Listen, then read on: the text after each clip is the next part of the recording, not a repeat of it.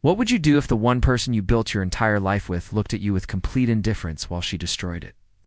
I'll never forget the glow of her phone screen at 2 a.m., illuminating her face as she typed, a faint smile playing on her lips. She thought I was asleep. She was wrong. I watched her reflection in the dark glass of our bedroom window, a stranger wearing my wife's face, living a secret life right next to me. The message preview flashed on her screen for just a second, but it was enough. "Can't wait to see you again," it read, followed by a name I didn't recognize. The air in our downtown Chicago apartment suddenly felt thin, suffocating. My world wasn't just cracking, it was atomizing in slow motion. And in that moment, I knew that whatever happened next, the man she married was already gone. If you genuinely enjoy our stories, please subscribe to the channel, tell us where you're from, and what time it is right now. It's always fascinating to know how far our story flows. For 10 years, my life with Sarah was the picture of stability. We met in college, fell in love over late-night study sessions, and built a comfortable life in a beautiful condo overlooking Millennium Park. I was a structural engineer, methodical and predictable. Sarah worked in high-end real estate, a world of charisma and schmoozing that I admired but never fully understood. I thought we were a team. I supported her ambition, her late nights with clients, her weekend networking events. I was the dependable rock, the quiet foundation she could always count on. But a foundation is useless when the house on top of it is already on fire. It started subtly. Strange behavior was a slow poison. She started guarding her phone like it was a state secret. Calls would be taken in the other room, her voice dropping to a whisper. "It's just a client, babe. You know how they are," she'd say. Her smile a little too bright, a little too forced. Then came the credit card statements. Dinners at Gibson's Bar and Steakhouse on Rush Street that I wasn't invited to. Hotel charges from the peninsula, which she'd explain away as putting up an out-of-town buyer. I wanted to believe her. God, I wanted to believe her so badly that I swallowed every excuse, no matter how bitter it tasted. I told myself I was being paranoid, that her job was demanding. I was a fool. The coldness came next. She became a ghost in our home. Our conversations withered into transactional exchanges about bills and groceries. My touch, which she used to melt into, was now met with a flinch. She'd pull away, sighing, "I'm just so tired, Mark." One evening, I tried to talk to her, to break through the ice. I made her favorite dinner, lit some candles. She walked in, barely glanced at the table, and said, "I have to work. I'll just grab a salad." The words hung in the air, a final, definitive wall between us. I stood there, watching her pack her briefcase, and I felt a humiliation so profound it was physical, like a punch to the gut.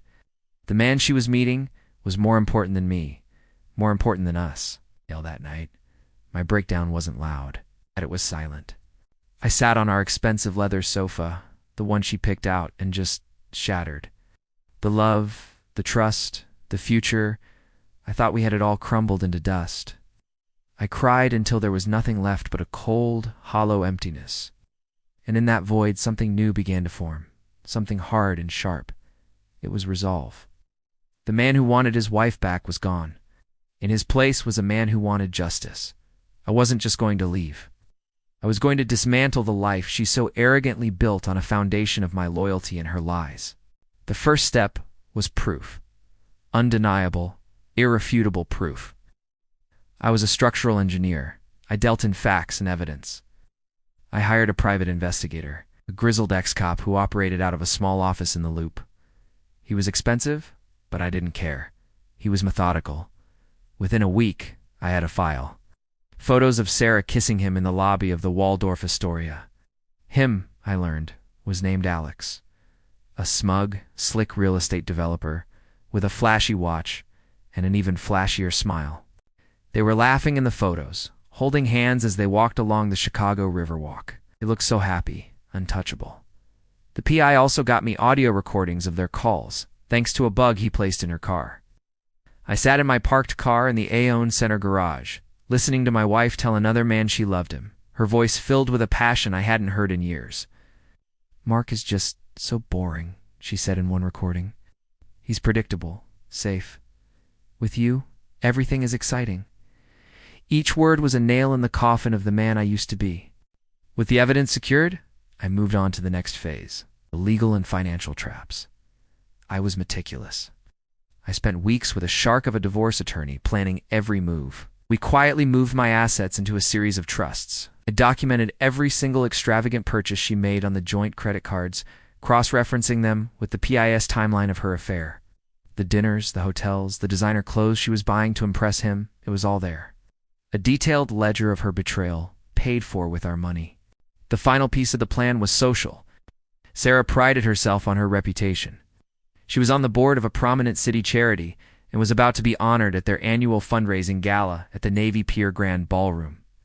It was the biggest night of her professional year. It was going to be the night her world ended. The night of the gala arrived. Played my part perfectly. I was the doting husband, smiling by her side, holding her hand. She was radiant in a dress that probably cost more than my car, oblivious. Alex was there too, at a nearby table with some other developers. He gave me a condescending nod, the kind of look a man gives to another man he thinks he's beaten. He had no idea. When it was Sarah's turn to go on stage to accept her Community Leadership Award, the room was silent. The spotlight was on her. She began her speech, thanking everyone for the honor, talking about integrity and trust. That was my cue. My lawyer, on my signal, emailed a link to every single person on the gala's guest list law of Chicago's elite. The link led to a simple, password-protected website I had built. The password was integrity. On the site was everything. The photos. The audio clips of her mocking me. The credit card statements showing how she'd funneled our money into her affair. I watched from the back of the room as a wave of whispers turned into a tidal wave of murmurs. Phones came out. Faces turned from admiration to shock, then to disgust. Sarah, still on stage, saw the shift. Her smile faltered. She saw people looking at their phones, then looking at her, then looking at Alex, who was now ashen-faced. Her speech trailed off. In the dead silence, someone's phone, not properly muted, played a snippet of the audio. Mark is just so boring. The sound echoed through the grand ballroom. The humiliation on her face was a masterpiece of destruction. She dropped the award, the crystal shattering on the stage, and fled. The aftermath was swift and brutal. She was fired from her job the next day. The charity board removed her. Her friends ghosted her. Alex, the coward, disappeared, cutting all ties to avoid the professional fallout.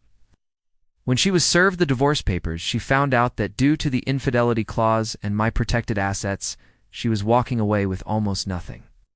The condo was mine. The savings were mine. All she had was the shame.